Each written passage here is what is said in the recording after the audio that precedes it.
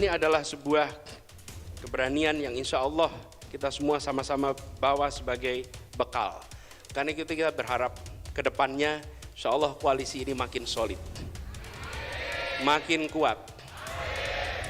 Kita hargai yang memutuskan untuk tidak berada dalam koalisi perubahan. Kita hormati itu. Sambil kita yang mengatakan bahwa kita bergerak di sini bukan soal bagi-bagi. Kita bergerak di sini soal bagaimana Indonesia lebih baik.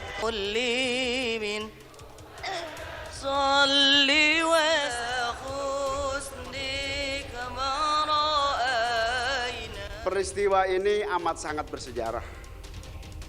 Bukan saja bagi pribadi-pribadi, juga mungkin juga keluarga besar Nasdem. Saya merasa seluruh proses ini berjalan dengan cepat dan lancar sekali. Kok jadi begini?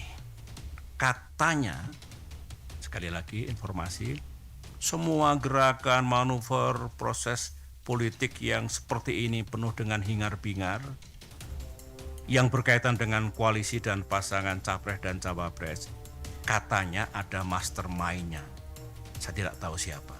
Katanya ada dalangnya, ada persekongkolan untuk mengeksekusinya, untuk menjalankannya.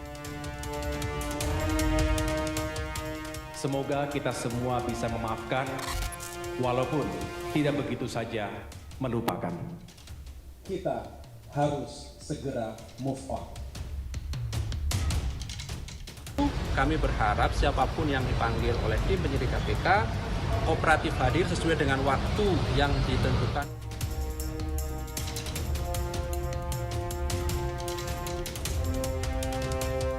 Pada musyawarah Majelis Syuro yang ke-8, PKS telah menetapkan Bapak Anies Rashid Baswedan sebagai baca pres yang diusung oleh PKS.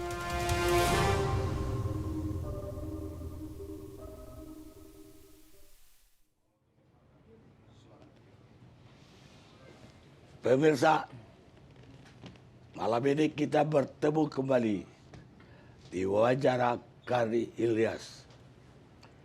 Malam ini saya akan mewawancarai pasangan yang trending topik pekan ini, Anies Baswedan dan Muhaimin Iskandar, dipanggil juga Cak Imin selama ini.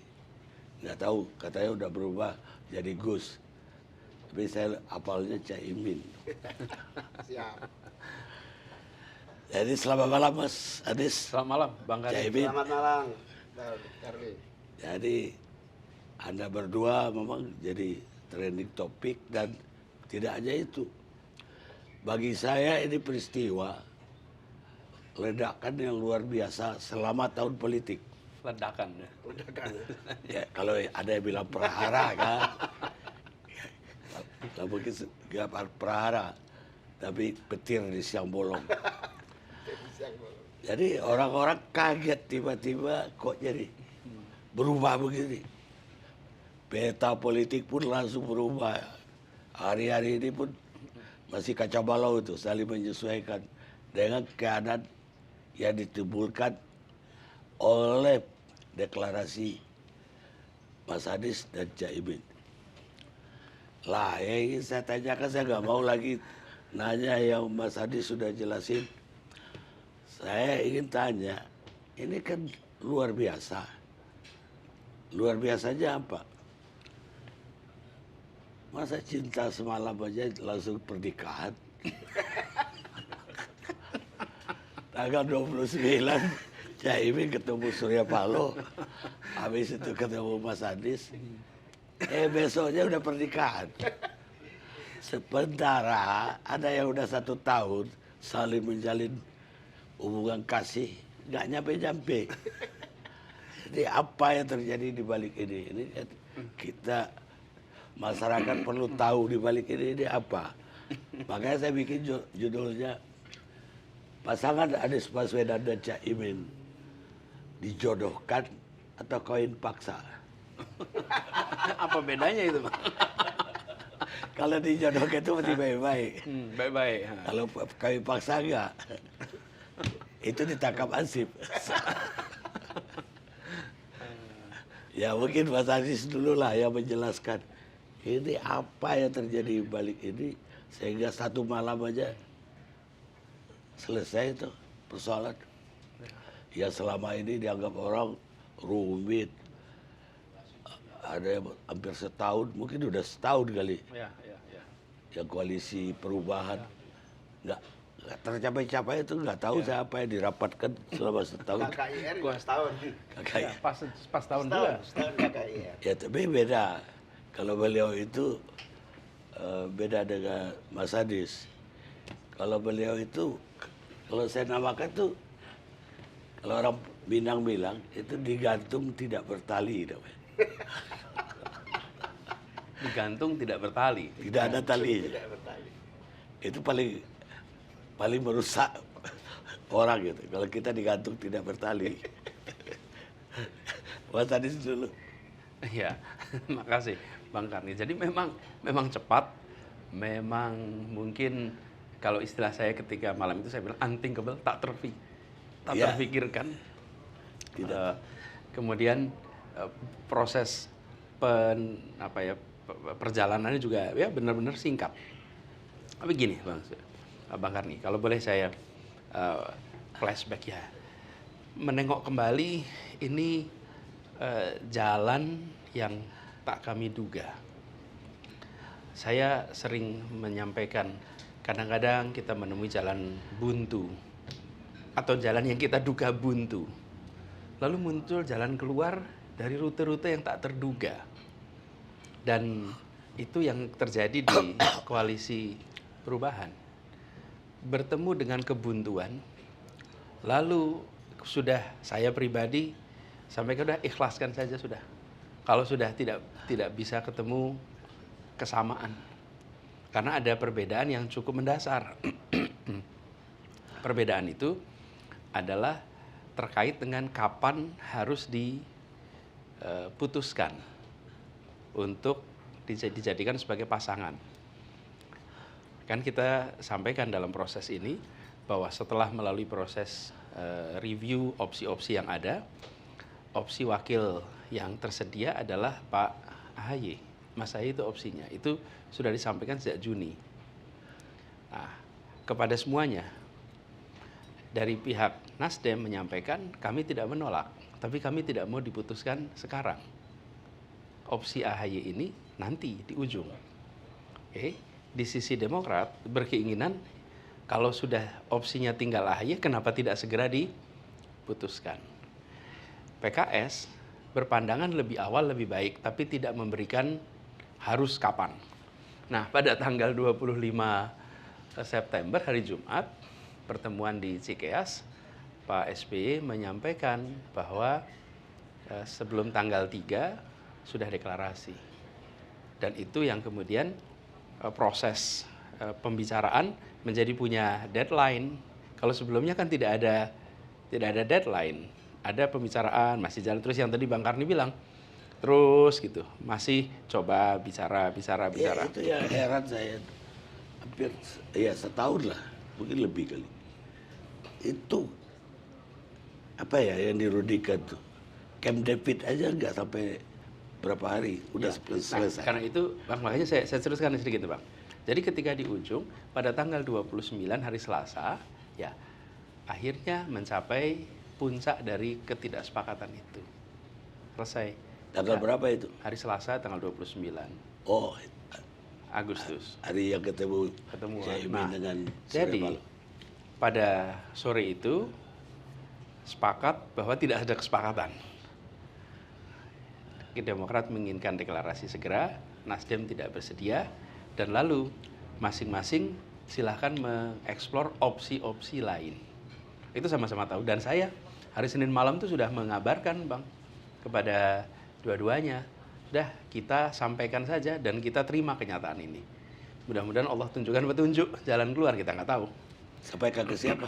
Sampaikan pada masing-masing pihak oleh utusan saya, namanya Pak Sudirman dan Pak Dadang.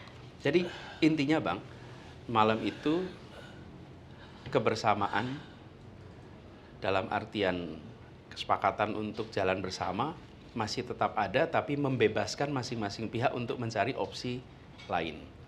Itu terjadi. Nah, malam itu juga beliau nanti bisa cerita, Gus Imin ada situasi dinamika yang hari Senin terjadi. Lalu hari Selasa malamnya beliau bertemu dengan Pak Surya Paloh. Dan pada pertemuan Pak Surya Paloh di situ sepakat untuk bergabung dalam koalisi perubahan, dan pada waktu itu sepakat untuk mengusulkan Gus Imin menjadi pasangan wakil presiden. Nah, begini Bang, saya kemudian malam itu ketemu. Nah, apakah selama ini kita tidak membayangkan PKB ikut? Oh, membayangkan dan menginginkan. Ya katanya Juni juga Udah. Saya udah bilang kepada semua, kita ini perlu ajak PKB. Tapi saya tahu kalau saya nggak mungkin ngomong langsung sama Gus Imin, beliau ada dalam situasi yang tidak memungkinkan komunikasi langsung. Jadi saya minta tolong Pak SBY, saya minta tolong Pak SP, dan teman-teman kita ngobrol, tapi kan tidak dengan puncaknya. Nah, tapi kan dengan asumsi partainya yang gabung kan, bukan Betul. Caimin yang jadi wapres kan. pada waktu itu kan bicaranya tentang undang PKB. Ya. Yang dengan Demokrat, kami permintaan pada Demokrat, kami tidak mendapatkan kabar lebih jauh. Yang dengan Nasdem, hari itu kita dapat kabar. Rupanya juga PKB tidak mau main-main dua kaki gitu kan kira-kiranya. Tetap konsisten di tempatnya Pak Prabowo sampai koalisi itu berubah nama ya. Kemudian baru Gus Imin itu bicara dengan Pak SP. Nah, pada waktu itu Bang Karni, Pak Surya Paloh menyampaikan, Bung Anies, ini saya menghadapi dua pilihan ini. Pilihan pertama, saya bicara dulu dengan Demokrat dan PKS, rundingan, untuk ajak PKB dan Gus Imin jadi pasangan. Oke, tapi resikonya mungkin PKB dan Gus Imin udah diburu-buru diajak yang lain. Atau saya sepakati dengan PKB dan Gus Imin, baru bicara dengan PKS dan Demokrat, tapi resikonya mungkin mereka merasa dilewati. Jadi masing-masing pilihan itu ada risiko. Lalu beliau pilih untuk bangun kesepakatan dulu, baru bicara. Nah, jadi kemudian kami langsung ajak bicara dengan teman-teman. Saya sendiri melihat opsi yang ditawarkan ini bukan opsi yang jelek sama sekali.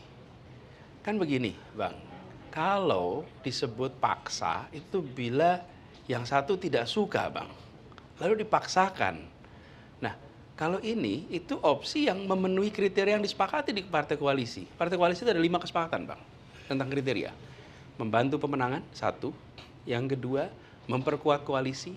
Yang ketiga, bisa membantu dalam pemerintahan. Ini 3 ini langsung terpenuhi. Pemenangan punya basis pemilih yang berbeda. Memperkuat koalisi, ada tambahan 10% kursi di DPR. Pengalaman pemerintahan, beliau sudah DPR, sudah menteri, wakil ketua DPR, wakil ketua MPR. Kemudian keempat, sevisi perubahan, dan itu disampaikan sevisi. Yang kelima, chemistry, nyambung. Jadi kalau itu sesuatu yang, kalau saya istilahkan, Nasdem, Pak Surya Paloh mengusulkan nama yang tidak memenuhi kriteria itu, apalagi misalnya kerabatnya atau siapapun, maka kemudian capres dari Nasdem dipaksa, maka itu bisa disebut pemaksaan. Tapi ini usul yang atau proposal yang baik, proposal yang menarik. Justru itulah yang menurut saya kita ingin sampaikan kepada semua. Ini ada opsi yang baik nih. Apa sih kenapa disebut opsi baik? Bang Karni, tujuan kita itu melakukan perubahan supaya kondisi rakyat kita ini jadi lebih baik. Lapangan pekerjaan, kesehatan, pendidikan, kebutuhan pangan yang saya bahas dengan Bang Karni bulan lalu. Itu semua tujuan kita. Untuk bisa meraih tujuan kita, maka harus memegang kewenangan. Kewenangan hanya bisa didapat melalui proses demokrasi. Proses demokrasi itu mengharuskan punya kemenangan. Dan kemenangan itu didapat lewat pemilih yang lebih banyak. Nah, dengan bergabungnya PKB, maka basis pemilihnya menjadi lebih luas. Selama ini yang mendukung, kira-kira yang mendukung Anies, yang mendukung PKS, yang mendukung Demokrat, itu kira-kira klasternya sama. Oke. Kemudian ada dukungan tambahan dari PKB, maka usaha untuk melakukan perubahan itu mengalami perluasan basis. Jadi bukan sesuatu yang tidak bisa dijelaskan. Kalaupun proposal ini datangnya dari PKS, proposal ini datangnya dari yang lain, ini proposal yang baik. Jadi saya melihat ketika ada proses istilah tadi itu kawinnya cepat, itu bukan berarti ada pemaksaan, tapi ada kecocokan, ada kesesuaian tujuan, kesesuaian misi dan lain-lain. Itu kira-kira Bang. Ya tidak ada kawin paksa ternyata, tapi dijodohkan. Buktinya bukan langsung ketemu kan, Nah. tapi Surya Paloh ketemu dulu dengan Caimin. Habis itu Sebetulnya bukan kawin paksa, nggak paksa, tapi dijodohkan. ada cinta yang terpendam. Nah, kira-kira begitu. Ternyata sampai gitu loh. Nyari-nyari. Loh, kan saya udah bilang Bang, sejak bulan Juni, kalau bisa kita ajak PKB. Kan Itu ajak kan PKB cinta, kan berarti ajak cinta, loh. Caimin, agak Gus Imin. Ya itu lebih strategis saja. Tidak orang yang dia tuju, PKB. Jadi belum cinta itu. Baru strategi perjuangan. Tapi kembali lagi ke yang tadi. Ada 5 kriteria tadi kan. Yang Mas Adis bilang. Berarti AE ada kriteria nggak terpenuhi dong. Kenapa nggak disetujui juga selama setahun oleh Nasdem? Dan dalam hal ini juga Mas Adis sebagai calon presidennya. Ya, Nasdem ini dari kacamata Nasdem melihat masih mungkin ada opsi-opsi lain. Tapi pada waktu itu Nasdem juga tidak bisa menjawab mana opsinya, belum ada. Karena itu Nasdem merasa kenapa harus buru-buru, tunggu. Jadi Bang, kalau dikatakan bahwa Nasdem menolak AHY, tidak. Nasdem tidak menolak, tapi tidak mau dideklarasikan segera. Demokrat, bila dikatakan Demokrat memaksakan AHY, juga tidak. Coba Demokrat meminta dideklarasikan segera. Tapi kalau dideklarasikan segera, ya artinya AHY. Oke? Walaupun tidak dikatakan harus AHY. Kalau dideklarasikan segera, ya opsinya tinggal AHY. Kalau dideklarasikan nanti, opsinya ada yang lain. Nah, tapi itu Bang, kalau saja Bang, tidak ada pertemuan di hari Selasa di mana tim 8 deadlock, maka ini adalah pertemuan saya dengan Gus Imin, kemudian percakapan antara Pak Surya Paloh dengan Gus Imin itu seperti menyimpang dari koalisi. Tapi sudah terjadi deadlock Bang, dan masing-masing sudah memberikan ruang. Silahkan mencari opsi-opsi yang lain. Jadi sebenarnya itu yang terjadi. Nah, tantangannya begini kira-kira. Pertolongan datang itu kan pada waktu itu udah pasrah, berarti kendaraan tidak ada Bang. Kemudian ada jalan baru. Cuman jalan baru itu selisihnya jam Bang. Ya, sehingga orang menduga jangan-jangan sebelum deadlock udah ada perundingan nanti di beliau bisa belakang cerita layar. tuh di dalamnya. Nah, sehingga ketika Rabu pagi kabar itu datangnya bersamaan Bang kepada pimpinan partai. Kabar terjadi ketidaksepakatan dan kabar ada opsi baru. Nah, di situ situasinya. Tapi ya Bang ya, kalau saya lihat segala ini semua ada hal yang dalam kendali kita, ada yang tidak Bang. Bang Karninda, ada yang dalam kendali kita coba kendalikan, yang di luar kendali kita doakan. Nah, jadi ini mudah-mudahan ada banyak hikmahnya bagi semuanya nih. Insya Allah ada banyak hikmahnya. Ya tapi gimana ya, 1 tahun tidak. Makanya saya pertanyaan tadi awal, apa aja dibicarain selama setahun itu. Dan gak bosan-bosan lagi. Sebetulnya tidak Tim setahun. 8. Kalau Gus Imin setahun, kalau di sini Kalau 6 Gus Imin bulan. gak pakai rapat 6 tim bulan. 8. Ya. Gus Imin cuma nunggu aja. Sebetulnya ya begitu. Ada perbedaan Bang. Yang mau gimana lagi, perbedaannya ada dan tidak mungkin dipertemukan, ya sudah. Makanya kita bilang semua usaha untuk mencari titik temu sudah tidak lagi bisa kita pertahankan. Sudah. Kita selesai. Silahkan masing-masing mencari opsi. Kita cari jalan baru. Iya tapi silakan masing-masing cari opsi. Nasdem dengan Mas Anies sudah punya opsinya. Belum. Caimin. Belum. Waktu itu belum. Ya. Pada hari itulah. Belum ada. Pada waktu itu Sebetulnya sepakat, saya nggak ada. ada cerita sedikit, Bang. Saya bilang cinta yang terpendam itu real. Jadi saya berkali-kali ketemu atau mendengar omongan dari teman-teman Nasdem bahwa pinginnya cawapresnya Anies adalah orang NU. Berkali-kali saya dengar, langsung maupun tidak langsung. Bahkan ketika saya haji, sempat teman-teman Nasdem menemuin saya di Mekah, menawarkan, bagaimana? Saya bilang, saya sudah punya pacar, saya tidak bisa meninggalkan pacar saya. Nanti kita lihat dulu lah keadaannya kayak apa. Tapi saya terus terang terpancing karena hanya Bang Paloh lah yang melontarkan cawapresnya Mas Anies itu NU. Hanya Bang Paloh di antara koalisi yang ada ya. Nah disitulah cinta yang terpendam. Bahkan di tempat haji saya nggak berani ngomong apapun. Nah tiba-tiba ini serba, saya bilang begini, ada dua teori Bang. Teori yang pertama, kamu pacaran berlama-lama, kalau bukan jodoh tidak akan terjadi. Teori yang kedua, kalau udah pacaran jangan lama-lama, nanti kamu bisa ketinggalan. Kira-kira begitulah teorinya. Apalagi digantung tidak bertali pemirsa. Apalagi digantung tidak bertali. Kita rehat dulu pemirsa.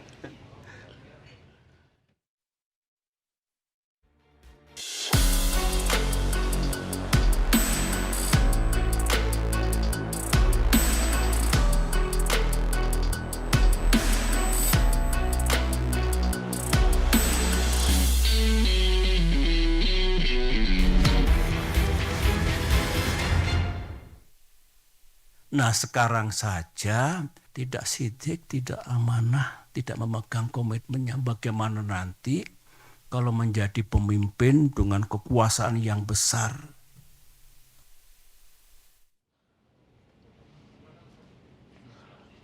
Pemirsa, kita lanjutkan diskusi kita. Sekarang Caimin. Ya. Besok kan dipanggil oleh KPK ini. Ya. Dan udah siap. Siap. Saya bingung nih, ini kasus tenaga kerja ini apa sama dengan kasus durian dulu, kardus durian? Surat yang saya terima ini kasus baru. Kasus baru? Kasus baru. Karena yang lama-lama kan memang sudah nggak ada lagi, sudah diputuskan pengadilan berkali-kali, semua sudah clear. Tiba-tiba ada kasus baru. Yang saya sendiri secara material sebetulnya sudah sangat tidak update ya perkembangan makanya saya harus belajar malam ini untuk mempersiapkan apa sih masalahnya yang sesungguhnya. Kasus apa yang mereka persoalkan? Dan kok ingatnya belakangan gitu? Iya, bayangkan 10 tahun ya, mungkin saya lebih kali? 12 tahun saya baca undangan itu, ini kasus perlindungan TKI melalui sistem IT lah kira-kira gitu, melalui monitoring. TKI di luar negeri maksudnya? Di luar negeri, di luar negeri. Detailnya saya belum tahu, makanya besok saya akan cek apa saja yang perlu saya jelaskan, akan saya jelaskan. Apa ada proyek IT ketika itu? Ada, pasti ada. Sebagai bagian dari tupoksi Kemenaker kan memang perlindungan TKI di luar negeri. Apa Caimin selama ini udah dengar juga bahwa ini disidik di penyelidikan dulu kan? Saya belum dengar sama sekali. Jadi baru tahu setelah meledak di media itu aja, diumumkan. Meledak di media setelah pecah berita Caimin jadi calon wakil presiden. Ya, kita deklarasi tanggal itulah saya diundang itu. Bagaimana Caimin melihatnya ini? Apakah ini ada skenario untuk menggagalkan Caimin? Ya, saya sebagai pimpinan DPR, sebagai ketua umum partai, melihat fakta yang berkembang di KPK ini sesuatu yang biasa. Proses hukum yang memang harus dilakukan oleh KPK, termasuk mengundang saksi, mencari keterangan. Soal persepsi yang macam-macam, saya tidak dalam kapasitas untuk menilai apakah ini politis atau tidak. Saya memandang dan menyiapkan diri sebagai orang yang akan menjelaskan secara detail semua persoalan yang ditanyakan dalam kasus yang menjadikan tersangka mantan Dirjen Bu Rena, yang itu saya juga akan coba ingat-ingat apa yang sesungguhnya terjadi. Di sisi yang lain, Bang Karni, saya selalu ikuti apapun upaya KPK di dalam memberantas korupsi, termasuk menuntaskan kasus-kasus korupsi, baik itu jadi saksi maupun komitmen MOU semua partai dan DPR bersama KPK, semua saya dukung penuh. Jelek-jelek begini termasuk salah satu penyusun undang-undang KPK awal reformasi sampai hari ini. Ya itu udah apalah jelas, tapi yang nggak jelas itu kok mendadak begini dan setelah ada berita jadi cawapres. Lah kan semua orang terkena itu pasti mikirnya ini gara-gara ini. Kalau saya nggak mikir itu, pokoknya apa yang jadi tugas saya laksanakan, persepsi saya nggak penting buat saya. Iya bukan persepsi, kecurigaan batin itu kemana? Ini ulah siapa ini? Saya tidak tahu. Nanti kita tunggu kabar langitnya kayak apa, kira-kira begitu. Iya artinya kok tiba-tiba ada kasus 12 tahun lalu. Iya. Dan baru saya baru sama sekali tahu ini. Dan selama ini nggak ada pemeriksaan atau Nggak ada panggilan. Nggak ada sama sekali. Atau dengar bahwa kasus ini diusut. Sama sekali tidak dengar. Aja Jadi jangan panjang-panjang nanya ini, besok kehabisan pertanyaan KPK-nya. ya, kita yang dibalik itu kan kita. Bukan itu lagi kan. Begini ya, bagaimanapun juga Mas Adis juga kan tadi pertanyaannya ini kawin dijodohkan atau kawin paksa. Ternyata dijodohkan. Siapa yang dijodohkan dalam hal ini ya, yang terang benderang Pak Surya Paloh. Tapi siapa di balik Pak Surya Paloh? Kan itu orang bertanya-tanya juga. Ada berapa kali loh Pak Surya Paloh ketemu presiden sebelum penjodohan ini terjadi. Sehingga logika awam Mas Anies, wah ini maunya Pak Lurah. Nah kalau ini maunya Pak Lurah, pertanyaan berikutnya untuk kasusnya Caimin, ini maunya siapa? Kalau ini kawin ini maunya Pak Lurah, gak mungkin Pak Lurah pula yang kepingin membubarkan ini kan. Nah, pertanyaannya ini maunya siapa? Kalau bahasa Jawa Timurnya, Bang Karni, ini kemauan kantor pusat. Siapa kantor pusat? Di Jawa Timur itu kantor pusat Allah Subhanahu wa taala. Jadi benar, ini sama sekali bukan paksaan. Jadi hari Senin tanggal 28 saya menyelenggarakan rapat koordinasi nasional yang menghadirkan seluruh pengurus se-Indonesia di tingkat provinsi. Hari itu saya sudah wanti-wanti pada peserta rakor bahwa ini tidak boleh membahas Pilpres. Karena Pilpres aku masih butuh waktu sekitar setengah bulan, 1 bulan untuk menentukan dinamika yang begitu berubah cepat ini. Sekali lagi saya tidak mau Rakornas kali ini membahas Pilpres. Kita fokus di Pileg. Sore saya buka, kemudian saya mendatangi acara hari ulang tahun PAN. Kemudian sampai di sana ada perubahan nama koalisi dan kemudian didengar oleh peserta Rakornas, semua lalu bersepakat. Ini artinya akan ada perubahan koalisi KKIR menjadi koalisi baru. Yang itu artinya nasib ketua umum di koalisi baru ini tidak menentu. Di sisi yang lain sebetulnya pembicaraan kita dengan Gerindra sangat intensif, berkampanye bareng dan seterusnya, tapi selalu kita ingatkan. Ingat teman, kita bareng. Tapi kalau tidak pasangan, kita bisa pamit. Selalu begitu. Bahkan ada istilah 11-12. Kalau kamu tidak jelas, kita lepas. Itu menjadi guyon-guyon di antara kita. Nah, pas tanggal itulah Rakornas. Ini makanya saya bilang tangan Tuhan itu di situ. Rakornas memutuskan Muhaimin dan PKB pemegang mandat aliran air ideologi dan cita-cita PKB. Ada doktrin, ada nilai, ada tradisi, ada tujuan partai. seibaratnya ini aliran air. Kalau aliran air ini masih mengalir di koalisi bersama Gerindra, silakan lanjut bisa mengalir. Karena ini menarik istilahnya. Karena kalau aliran air itu berhenti, stagnan, itu bahasa Jawa Timurnya itu comberan. Mandek, air mandek. Kalau air mandek stagnan tidak baik. Apapun harus dialirkan. Sebetulnya 1 tahun ini mengalir terus. Kalau ditanya siapa wapresnya, ya masih muncul nama saya. Tapi kalau kemudian dalam gimmicknya kok nggak muncul lagi. Tapi mengalir. Tapi begitu acara di PAN itu betul-betul stuck. Begitu saya lihat stuck, saya nanya sama salah satu ketua umum, bos, cawapresnya siapa bos? Dia menyebut nama.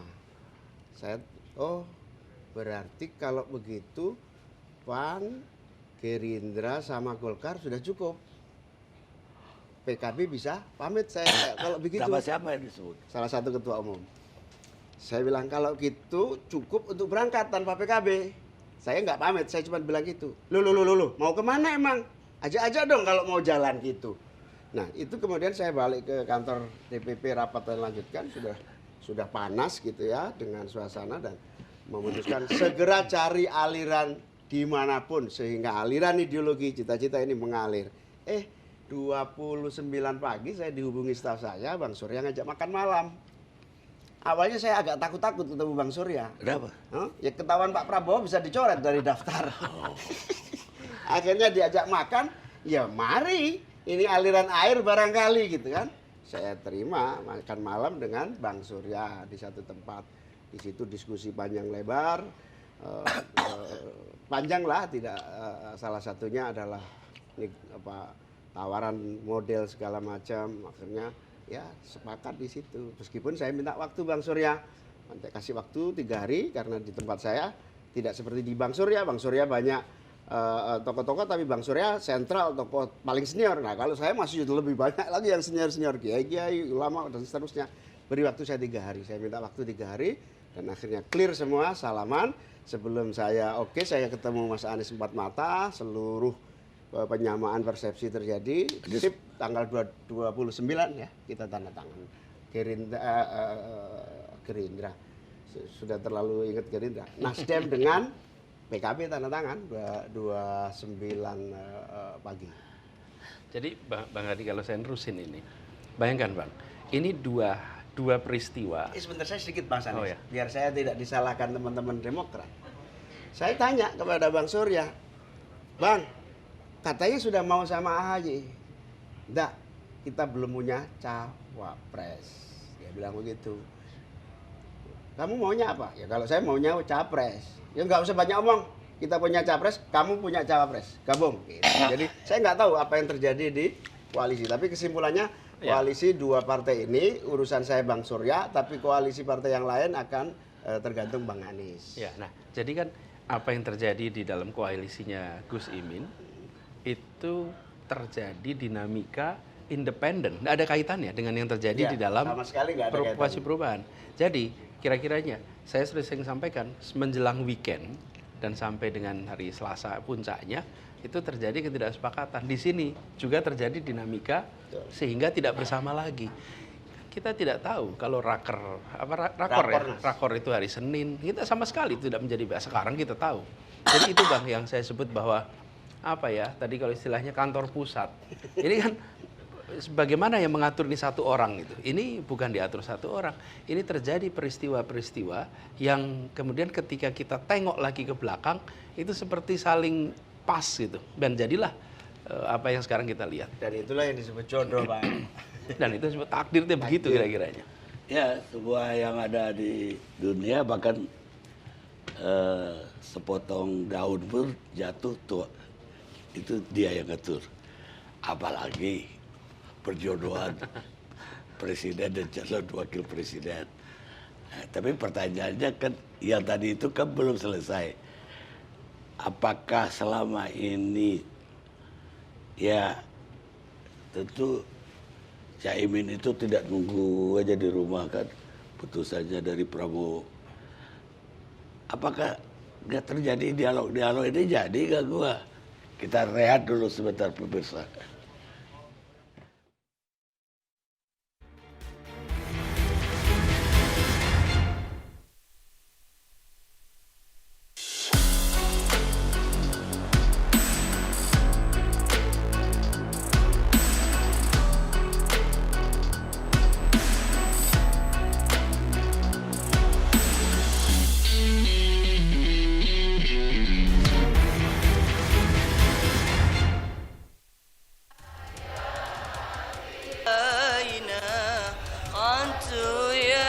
dalam keputusan itu pakai kriteria Pak, supaya predictable, yaitu tak bermasalah. Karena kalau ada masalah, mudah sekali kesandung sekarang ini. Nah sekarang saja tidak sidik, tidak amanah, tidak memegang komitmennya, bagaimana nanti kalau menjadi pemimpin dengan kekuasaan yang besar.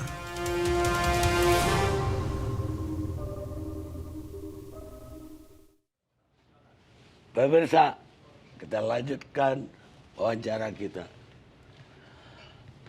Jadi tadi pertanyaannya tergantung. Karena udah lebih dari setahun pula mendampingin Prabowo. Kampanye Bang, di mana-mana setahun. Makanya, dan dengan yakin cawapres. Sebenarnya dialog-dialog di luar yang publik tahu, apa ditolak jadi cawapres? Kalau ditolak apa alasannya? Dan kenapa masih berdiam aja di situ? Artinya nunggu juga gitu loh. Kalau dialog intensif selama 1 tahun, kita yakin dan mendapatkan kepastian bahwa kita akan jadi cawapres. Makanya kita tidak kemana-mana. Tapi kemudian di akhir-akhir sebelum terjadi koalisi ini memang sudah semakin terang arah keputusan yang mau diambil, dan kayaknya memang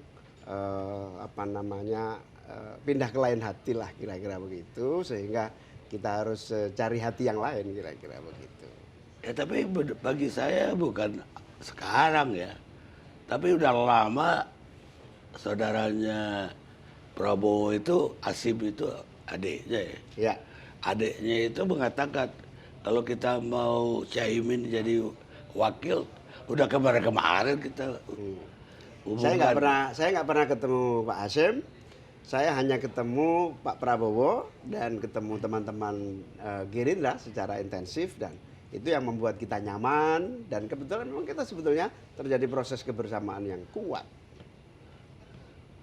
Jadi kaget juga dong ketika Ya kaget karena selalu ada jawaban yang memberikan jalan gitu, tetapi fakta lapangan kemudian di akhir-akhir berubah. Ini bukan cinta gak bertali lagi. Iya, memang intens. Kalau dari awal bilang enggak, kita sudah keluar dari dulu Bang. Jadi PHP jalan terus ya? Iya, PHP jalan terus. Nah kemarin Caimin itu kan tegas mengatakan mau ke Banjarmasin kemarin. Ya, betul. Ternyata kan gak jadi bicara membuka MTQ internasional. Dan ditolak oleh MUI ya? Bupati.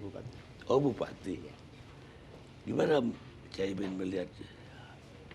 Iya, ini aneh sekali ya Bang. Saya ini pamit dari undangan KPK untuk acara yang sudah lama kita agendakan, yaitu di Banjarmasin, di Kalimantan Selatan, Tanah Laut.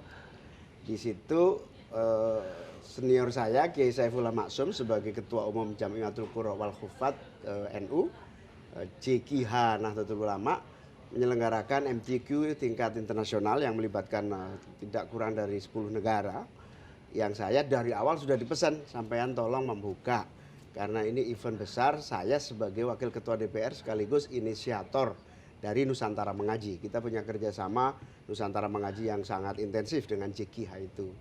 Akhirnya saya berangkat ke sana, dan tidak dekat itu, Tanah Laut itu dari Banjarmasin 1,5 jam, hampir 2 jam. Kalau tidak pakai patwal 2 jam. Sampai di sana saya dengan santai aja, saya kira semua berjalan baik. Kemudian saya sholat, tiba-tiba Kiai Saifullah Maksum nemuin saya sambil nangis. Saya minta maaf Pak Ketum, saya mohon maaf di luar kemampuan saya. Ini acara dibatalkan. Kenapa loh? Saya udah sampai sini capek-capek jauh-jauh. Dibatalkan karena permintaan Bupati, Pak Muhaimin tidak boleh memberi ceramah maupun membuka acara ini. Loh, apa urusannya? Kan saya sampai yang ngundang, kok urusannya sama Bupati. Enggak, pokoknya mohon maaf dibatalkan. Loh, Kalau gitu daripada saya dikira bohong oleh teman-teman Jakarta, ya sudah silakan jalan aja, tapi saya datang aja. Supaya orang tahu bahwa saya nggak bohong. Saya datang menyaksikan dan melihat peristiwa Jamiatul Qurab Al-Khufat melaksanakan MTQ.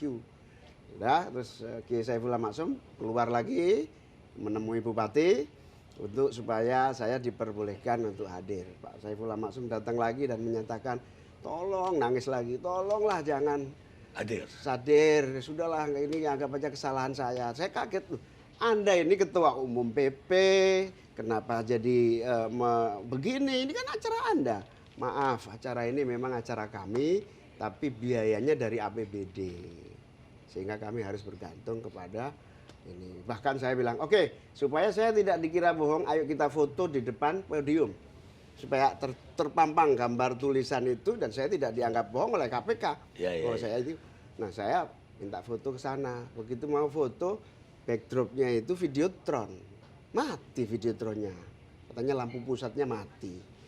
Jadi saya nggak bisa foto. Akhirnya saya bertemu para tokoh-tokohnya, bertemu dengan delegasi-delegasinya, foto-foto-foto. Nah, akhirnya saya balik dan saya senang sekali cepat bisa balik, bisa ngejar pesawat yang jam 3 balik lagi ke Jakarta dan alhamdulillah semua lancar. Saya tidak tahu apa alasan Pak Bupati, saya juga tidak tahu, saya marah sama Kiai Saifullah Maksum. Anda harus ganti tiket saya pulang pergi, saya bilang. Saya bilang gitu. Ya, itulah cerita lucunya, tapi saya nggak tahu apa di balik ini bupatinya kenapa seperti itu, apa karena beda koalisi, apa karena ada tekanan, sampai hari ini misteri. Udah periksa belum partai apa bupati? Partainya dulu PDIP, sekarang P3. Kalau Gerindra kita bisa bilang ini gara-gara tinggalin Gerindra. Ini bahaya loh Pak, bahaya loh Bang. Kalau cara begini antar partai melakukan sabotase, nanti Bupati PKB saya minta dilarang mengundang partai lain, kan bahaya. Tapi nggak boleh itu tidak boleh terjadi. Ini anggap aja insiden yang tidak bermakna apa-apa. Sekarang kayak Mas Anies.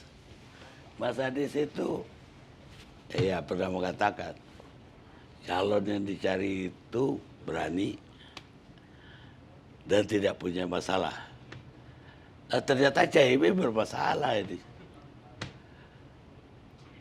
Mau diterusin atau mau digagalkan?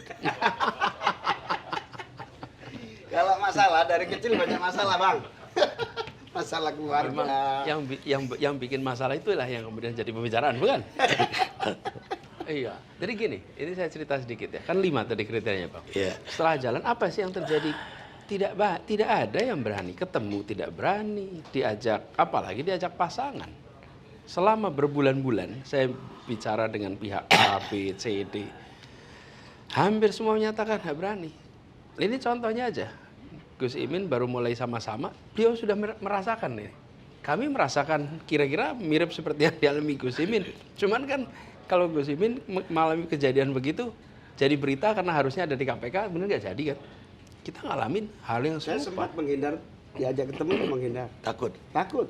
Semua yang saya ajak bicara, sampai akhirnya saya berkesimpulan, ini ya, kelihatannya di samping 5 ini, 5 tadi yang saya katakan, kelihatan ada syarat nomor 0 nih. Namanya berani. Berani. Karena menghadapi konsekuensi yang tekanan macam-macam. Jadi, walaupun kita sendiri ya, Bang Kani, tidak pernah mengumbar cerita-cerita tentang apa yang kami alami. Enggak, tuh udah biar aja itu. Kita tidak jadikan itu sebagai bahan kampanye dan ini tidak, diam aja. Tapi saya menyadari bahwa perlu berani. Nah, kenapa berani? Karena tak bermasalah, Bang. Karena tak bermasalah. Jadi kriterianya itu berani. Nah, biasanya yang bermasalah tidak akan berani. Jadi ketika Gus Imin menyatakan berani, berarti tidak bermasalah. Karena kalau bermasalah tidak akan berani, Bang. Tidak akan berani. Ternyata bermasalah.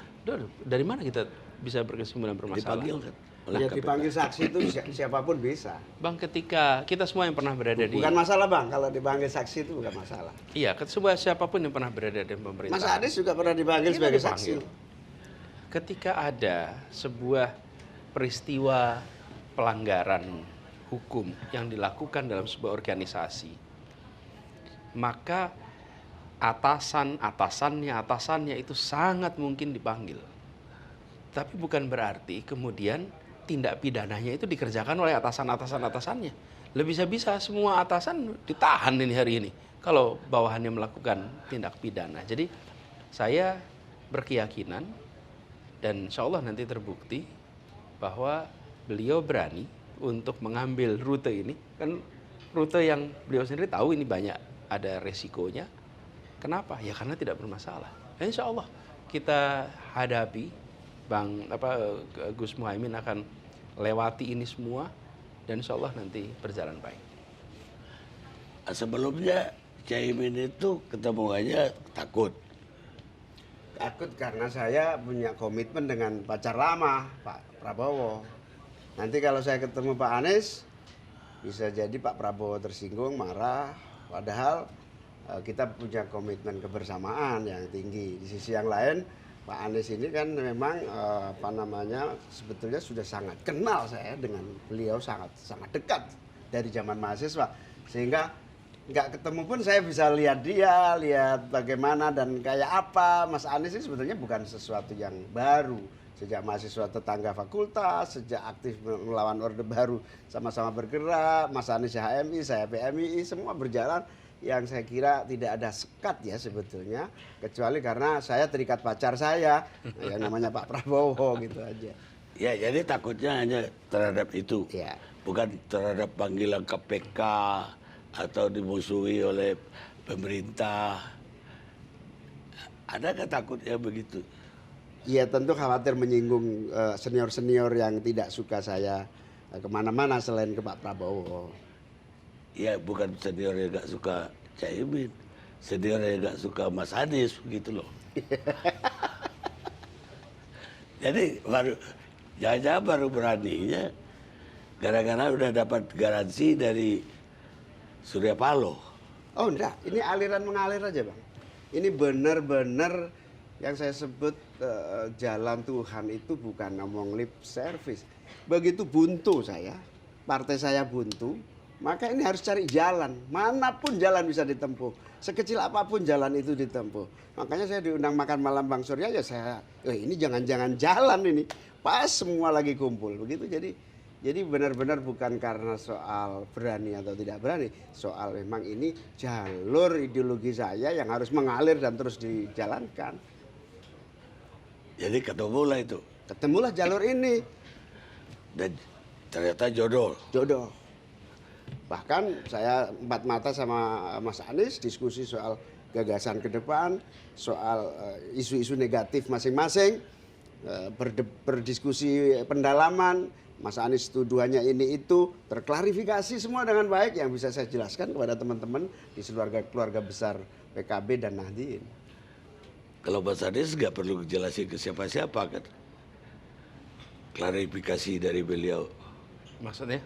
Kan tadi beliau tuduhan kepada Mas Anies, dia jelasin lagi ke PKB. Tidak ada. Dan kita ketemu hari Rabu itu mendiskusikan banyak hal tentang misi kita, arah kita. Jadi disitulah kemudian terjadi percakapan.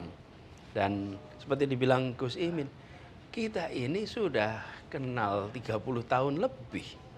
Umur kebersamaan dalam artian saling kenal ya. Dan interaksi banyak selama ini. Hanya kita tidak sadar, Bang, bahwa ini ada jalan baru. Bahkan ini, Gus, ada teman-teman itu yang bilang, Pak Anies Anda tuh nggak sadar ya waktu acara rapat akbar apel siaga Nasdem di GBK 16 Juli.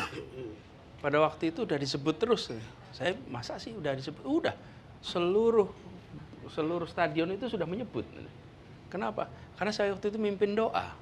Dan seluruh 200-an ribu orang itu menjawab dengan kata amin. Amin, amin. Lagi kita nggak sadar itu.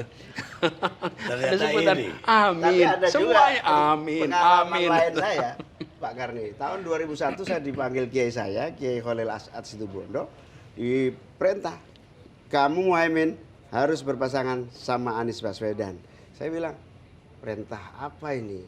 Buminya nggak seperti itu. Saya tidak tolak, saya tidak terima. Saya renungkan. Saya ketemu juga salah seorang kiai di Mekah waktu haji, sama. Saya istikharah, hasilnya ini. Bahkan ketika saya habis ketemu Bang Surya, saya minta tanya pada beberapa kiai istikharahnya. Bahkan ada yang sedang melaksanakan umroh, Kiai Badawi, beliau langsung nelpon, istikharahnya sangat bagus. Wa ta'awanu 'alal birri wat taqwa wa la ta'awanu 'alal ismi wal 'udwan. Bertolong menolonglah, kerjasamalah dalam kebaikan dan takwa, dan jangan bertolong menolonglah dalam dosa dan perpecahan.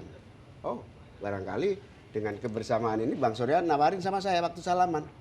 Kita salaman, sama-sama merah putih, sama-sama NKRI, sama-sama Pancasila, sama-sama anti cebong dan kampret. Kita hentikan perpecahan. Itu komitmen saya sama Bang Surya.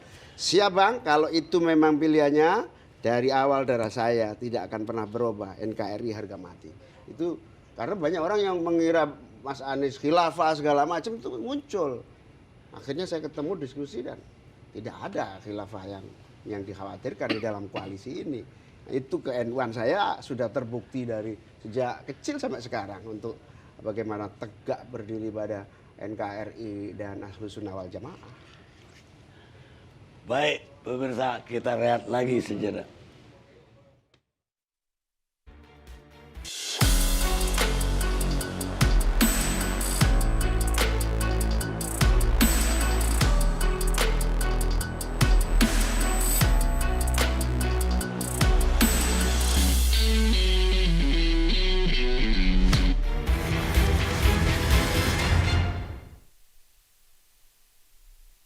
Kalau soal sikap sudah saya sebutkan berulang kali, ya bisa tegaskan sekali lagi di sini bahwa tidak ada calon atas nama NU. Saya ulangi ya, tidak ada calon atas nama NU. Masih perlu diulangi lagi enggak ini? Jadi kalau ada calon itu ya atas nama kredibilitasnya sendiri, kapasitasnya sendiri, track recordnya sendiri, dan seterusnya. Tidak ada atas nama NU. Kalau ada klaim bahwa kiai-kiai PBNU merestui, itu sama sekali tidak benar, karena tidak pernah ada pembicaraan di dalam PBNU mengenai calon. Sama sekali, selama ini sama sekali tidak pernah ada pembicaraan di PBNU tentang calon-calon presiden. Karena itu di luar domain kami sebagai organisasi keagamaan kemasyarakatan, yaitu domain partai politik. Silahkan ya, dan silahkan berjuang untuk mendapatkan kepercayaan rakyat. Tapi saya ulangi sekali lagi, tidak ada calon atas nama NU. Itu saja. Pemirsa, kita lanjutkan bincang-bincang kita malam ini. Caimin, Yes. apa tanggapannya terhadap yang barusan? Ya itu memang keputusan PBNU dari dulu seperti itu. Tidak ada calon dari PBNU. Memang nggak ada. Saya bukan calon PBNU, saya calon dari PKB dan Nasdem. Walaupun memang darah dagingnya NU. Saya sebelum lahir aja sudah NU. Bapak saya NU, ibu saya NU, dikawinkan oleh pendiri NU. Hidup saya sehari-hari mengabdi ke NU. Tapi saya nyalon presiden bukan karena atas nama NU. Saya mencalonkan wakil presiden atas nama PKB dan Nasdem. Nanti daftar ke KPU, tidak ada yang atas nama PBNU. Nah itulah yang harus kita dukung sepenuhnya. Pernyataan Gus Yahya ini bagus agar semuanya clear gitu. Ya, tapi ya kenapa harus ada pernyataan itu? Ya, saya nggak tahu. Kita harus tanya Gus Yahya kenapa harus pernyataan itu. Saya kira semua sudah tahu pernyataan itu, sudah diketahui semua orang. Kiai-kiai yang datang di deklarasi saya dengan Mas Anies, kiai-kiai pondok pesantren yang semuanya juga NU, tapi bukan PBNU, gitu. Ya, tapi tidak bisa dipungkiri juga ya bahwa katakanlah koalisi perubahan meminang Caimin itu ya karena minimal orang NU tadi. Ya. Yang kedua juga untuk mendapat suara di Jawa Timur. Dan kemudian memang itu salah satu strategi, Mas Sadis. Ya, seperti saya bilang tadi, dari awal kita sudah menyebutkan kenapa pengen ngajak Gus Imin, ngajak PKB, karena kalau PKB, Gus Imin itu memiliki segmen pendukung yang berbeda dengan yang menjadi segmen pendukung yang sudah dimiliki oleh koalisi perubahan. Karena itulah bila Gus Imin, PKB bergabung, maka kita akan memiliki insya Allah base yang lebih luas. Jadi makanya ketika ini muncul sesuatu yang bulan-bulan kemarin tuh gimana ya caranya itu? Kan nggak ketemu caranya. Iya, iya. Gus gimana coba caranya Gus? Gimana coba? Kita ketemu aja susah ya. Ketemu susah, ketemu beliau punya resiko. Jadi tidak terbayangkan Bang Karni. Jadi begitu ditawarin sama Bang Surya, saya langsung tidak terlalu sulit menerima karena saya tahu persis, I know well who is he. Iya, dan semua cerita-cerita yang diproduksi tentang kami dan Image, lain-lain, opini, image sudah itu dijelaskan semua. udah jelaskan. Dan kalau Gus Imin sudah tahu gitu. Jadi beliau itu gimana ya, ngerti betul tentang apa yang kami kerjakan, apa yang saya kerjakan. Dan anak buah beliau di Jakarta itu dapat perintah langsung dari Gus Imin, namanya Hasbiullah, ketua Iya. DPW. Itu sampai WA-nya ditunjukin saya, Pak Gubernur, ini perintah dari Ketum, dibacakan, harus dukung Anies, tidak boleh menghalangi, tidak boleh menentang. Tunjukkan ke saya. Saya Perintah dari beliau. Itu ke PKB udah beberapa DKI, tahun yang teman lalu. lama, sukses Beberapa itu tahun yang penting. lalu. Jadi kalau mau saya bilang Gus Imin tuh gimana? Gus Imin itu ngasih perintah kepada DPW PKB. Boleh dicek kepada Hasbiullah bahwa dia bilang, Pak Gub, saya ini perintah dari Pak Ketum. Pokoknya harus jagain, harus belain, ini WA-nya nih, tunjukin. Jadi kalau Gus Imin nggak perlu saya ngasih penjelasan panjang lebar, dia juga sudah tahu. Jadi Bang, kalau saya katakan ini adalah sebuah Ikatannya kagama, keluarga alumni Gajah Mada. Ya itulah yang membuat saya harus dukung beliau karena beliau adalah Jadi kagama juga. bukan barang baru gitu. Ini ketemu memperluas segmen, sesudah kejadian baru kita tuh kayak ini Masya Allah ya, luar biasa ya. Karena kemarin tidak pernah terbayangkan ini bisa terjadi. Dan dinamika di koalisi perubahan ada, dinamika di koalisi kebangkitan Indonesia Raya ada, independen, tidak saling komunikasi, lalu memuncak di waktu yang bersamaan, tidak di skenario, lalu terjadi pertemuan yang tidak direncanakan juga. Nah kalau hal itu di luar kendali kita, lalu kepada siapa kita akan mengatakan ini adalah rekayasa? Ya ini rekayasa kantor pusat tadi istilahnya. Bang Karni, 2 hari ini sosial media saya, Twitter, IG, diserang habis. Pengkhianat terhadap ahli sunnah wal jamaah karena mendukung HTI, mendukung khilafah. Saya bilang kepada mereka, masa kamu nggak percaya sama saya? Darah daging saya belum lahir saja sudah NU. Besar berjuang, saya boleh dibuktikan kalau saya berkhianat sama kalian terhadap cita-cita NKRI. Bagi saya NKRI harga mati, Pancasila tunggal, Bhinneka Tunggal Ika tidak bisa diganggu goyah. Yang keempat, Undang-Undang Dasar 45. Masa nggak percaya sama saya? Nah saya ini memang harus taat sama PBNU itu tapi Pancasila, Bhinneka Tunggal Ika, NKRI dan Undang-Undang Dasar 45 itu PBNU.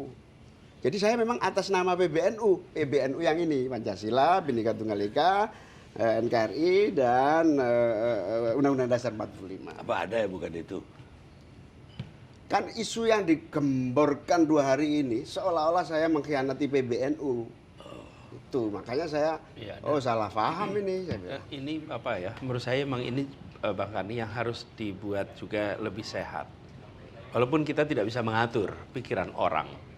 Tetapi kalau ada produksi kebohongan terus-menerus, Bang, dan itu tidak di counter, maka akan repot, Bang. Karena kemudian kita ketemu dengan masyarakat yang mendapatkan informasi masif keliru. Dan ini yang kita hadapi selama bertahun-tahun. Jadi kami merasa, ini seperti pertemuan malam ini Bang, itu kesempatan untuk menunjukkan bahwa ini loh yang senyatanya. Selama 5 tahun jadi gubernur bagaimana? Nah, selama 5 tahun lihat aja, ada tidak kebijakan-kebijakan yang inkonsisten dengan Pancasila, dengan prinsip NKRI, tidak ada intoleransi. Tidak ada yang saya sering sampaikan di tempatnya Bang Karni. Ya. Jadi justru sekarang ini saatnya menghentikan lagi pelabelan-pelabelan yang merusak. Kita harusnya tanya, ini Gus Imin ditanyain, Anies ditanyai, apa yang untuk kesehatan, apa yang untuk pangan, apa yang untuk Agendanya lebih jauh untuk lapangan lagi. pekerjaan, apa? Lah karena itu yang mau jadi fokus kami. Kenapa terus-menerus kita ini dibawa kepada percakapan-percakapan yang, dan sudah saatnya kita ditanya. Karena itu kita kalau diundang untuk memaparkan gagasan, memaparkan rekam jejak, dengan senang hati kita datang. Karena itu yang ingin kita tunjukkan kepada masyarakat. Ya, saya setuju dengan itu. Cuma yang ingin saya persoalkan, tadi kan udah dibilang bahwa segmen NU memang selama ini koalisi perubahan bolongnya di situ. Mungkin juga segmen Jawa Timur, tidak aja. Khususnya Jawa Timur. Artinya itu salah satu kekurangan dari air kalau begitu.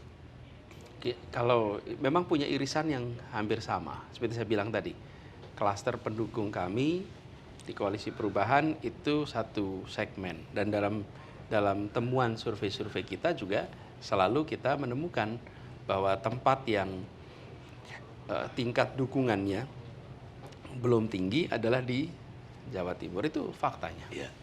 Apa gara-gara itu juga selama ini survei-survei Mas Anies ditaruhnya di nomor 3 terus? Belum tentu, kita belum tahu. Prediksi Mas Anies sendiri? Kalau dugaan saya justru karena kita selama ini belum melakukan kampanye yang masif. Kenapa? Ya karena kita belum membentuk sebuah kepastian akan maju atau tidak. Seperti sekarang sudah ada deklarasi, sudah terpenuhi persyaratan untuk pencalonan. Itu mengirimkan pesan yang berbeda, Bang, dibandingkan dengan ketika kemarin masih jadi pertanyaan. Dan masih banyak orang yang berkesimpulan kelihatannya belum bisa sepakat nih di soal nomor 2. Itu kan selalu menjadi bayang-bayang selama ini. Ya bukan nampaknya, memang enggak, 1 tahun itu enggak sepakat-sepakat gitu. Makanya saya bilang tadi lebih cepat sepakat di Camp David antara Israel sama Palestina. Dengan kepastian ini saya kira akan memiliki dampak kecepatan ya, Mas Anies. Insyaallah. Tapi kalau lihat histori tadi ya, sama-sama Kagama, bukan Kagama aja, aktivis, Orde Baru, segala macam. Jangan-jangan dia suruh undang sama Surya Paloh supaya Caimin diajak makan malam, Mas Anies. Pemirsa, kita lihat sejenak.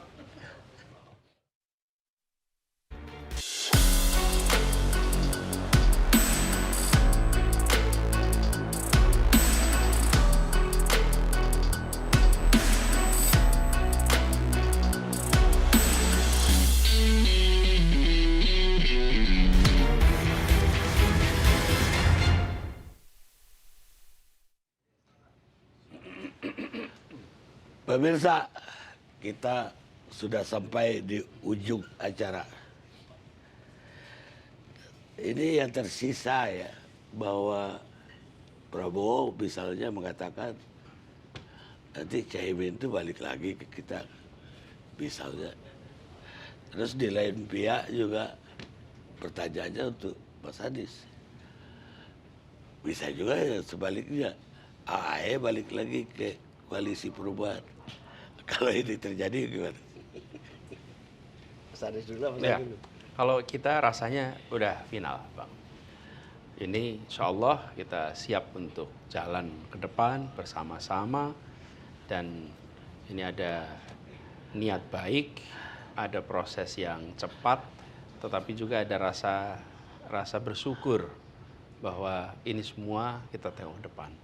Dan kami tidak pernah membayangkan bahwa koalisi perubahan itu akan ada yang berkurang. Kita menghormati pilihan yang diambil oleh Partai Demokrat, tapi itu bukan sesuatu yang kami harapkan. Kami berharap bisa terus bersama-sama. Jadi kita lihat ke depan. Mudah-mudahan kita terus bisa sama-sama. Tapi kalau kita, insya Allah kita akan jalan terus. Dan kemarin juga prosesnya cepat, itu ada hikmahnya juga, Bang. Jadi bagi kita-kita semua itu kemudian sudah mulai berpikir tentang langkah-langkah untuk proses pemenangan. Tidak lagi bicara tentang mau apa yang dikerjakan. Jadi kira-kira gini, kalau udah ada rumah, itu segera nih, nata kursinya, nata mejanya, nata tempat tidurnya, nata dapurnya, itu sekarang biasa dikerjakan. Kan udah jelas nih, kakaknya udah jelas, rumahnya udah jelas gitu. Ibaratnya ini kita tanggal 29 Agustus yang lalu nikah siri, Bang. Nah, kita tinggal datang ke KUA, nunggu KUA buka, masih tutup ini KUA. Ini sudah nikah siri, ya susah kita pisah. Kalau nikah siri bercerai dulu, prosesnya sangat panjang. Tapi terus terang, Bang, saya dan teman-teman PKB ini memutuskan dengan proses yang sangat akurat dan cepat.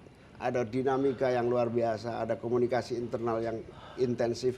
Bahkan keputusan terakhir sempat saya tidak ingin ikut-ikut subjektif dalam memutuskan. Silakan kalian putuskan bersama semua stakeholders, saya nunggu hasilnya saja. Jadi ini keputusan yang tidak ada kaitannya dengan konstelasi politik atau apapun. Jadi memang jodoh yang dinikahkan secara siri ini tinggal nunggu KTP Mas Anies, KTP saya, KUA ini. Nah, tinggal nunggu KUA-nya namanya KPU. Nah, pertanyaan tadi itu, Prabowo udah ngomong, nanti juga balik. Bagaimana kalau janda lama itu minta balik? Itu persoalan. Ya sudah nikah gimana? Sudah nikah suruh cerai ya susah, Pak. Itu boleh poligami. Makanya kalau punya pacar jangan disia-siakan, terus kawin nyesel deh. Tapi kan boleh poligami. Hah? Boleh poligami. Poligami dalam hal koalisi tidak diizinkan. Ya kepada yang sudah punya pacar, jaga baik-baik, jangan sampai di hari pernikahan beda jodohnya, gitu lah kira-kira. Artinya pindah lagi, balik lagi. Kalau Mas Anies sudah ada lihat? Iya, sudah. Dan ini kan tinggal sekarang ini prosesnya, kalau sebagai proses koalisi bersama, koalisi perubahan itu, kemarin PKB, Nasdem sudah masing-masing secara internal sudah membuat keputusan. PKS kemarin menyampaikan bahwa mereka harus menjalankan ADART-nya. ADART-nya adalah Majelis Syuro harus bersidang, kemudian Majelis Syuro lah yang menetapkan capres dan cawapres. Hal yang sama kemarin terjadi, Bang, ketika Nasdem mencalonkan nama Anies di bulan Oktober, walaupun PKS itu memiliki aspirasi yang sama, dan saya ini sudah didukung PKS itu sejak 2016 di Jakarta, mereka harus mengerjakan proses internalnya. Baru kemudian bisa, kan tidak bisa langsung waktu itu mendukung juga bulan Oktober. Mereka sesudah sidang Dewan Syuro, baru kemudian menetapkan, dan sebagai koalisi sudah sama-sama. Tapi menetapkan calon presiden itu harus melalui proses internal di Majelis Syuro, dan itu yang sedang dikerjakan. Jadi nama Gus Imin sekarang sedang dalam proses di internal PKS. Apa rencana yang udah disusun? Kan ini udah gabung antara PKB dan koalisi pembaruan. Planning untuk ke depan apa? Begini, PKB sebagai sebuah partai punya visi, punya misi, punya program. Dan kemarin juga ketika berada di dalam koalisi Kebangkitan Indonesia Raya sudah menyampaikan hal ABCD. Lalu kami juga di koalisi perubahan, kami sudah menyatakan ABCDE. Jadi ini sekarang kita akan sinkronkan itu supaya sama. Tapi visinya adalah visi kita ingin perubahan. Perubahan itu bukan perubahan nama presiden, tapi perubahan bahwa kebijakan-kebijakan kita ke depan itu mengedepankan aspek keadilan yang pernah saya jelaskan di tempatnya Bang Karni. Nah, inilah kemudian nanti kita berharap ke depan yang menjadi misi itu disinkronkan, kemudian kita bentuk tim kerjanya, bismillah, kita akan jalan. Siang ini tadi jam 2, DPP PKB merapat ke DPP Nasdem, memulai sinkronisasi program, target, tujuan, amanat yang harus diemban pasangan ini. Salah satunya adalah percepatan penanganan masalah-masalah kebangsaan yang harus diatasi, pengangguran, kemiskinan, kemudian iklim yang itu menjadi prioritas. Dan banyak prioritas nanti akan disinkronkan. Tapi udah ada rundingan Baru mulai tadi siang saya pimpin sebentar 2 partai, lalu saya tinggal ke sini. Ya mudah-mudahan satu koalisi yang mengisi sebuah segmen-segmen yang ada. Walaupun tadi dibilang bahwa ini takdir. Seolah-olah itu kebetulan terjadi antara Caimin yang di koalisi Indonesia Raya sudah putus asa, kemudian dari Deadlock di sini, dan kemudian ini berjodoh. Walaupun jujur saya masih punya tanda tanya besar di balik itu, karena begitu singkatnya perjodohan ini terjadi, yang kayaknya kebetulan. Tapi saya ingat kata-kata lama, dalam politik tidak ada yang kebetulan. Kalaupun itu kelihatan kebetulan, itu hanya dibuat seolah-olah kebetulan. Winston Churchill. Kita ketemu wawancara Karni Ilyas yang akan datang.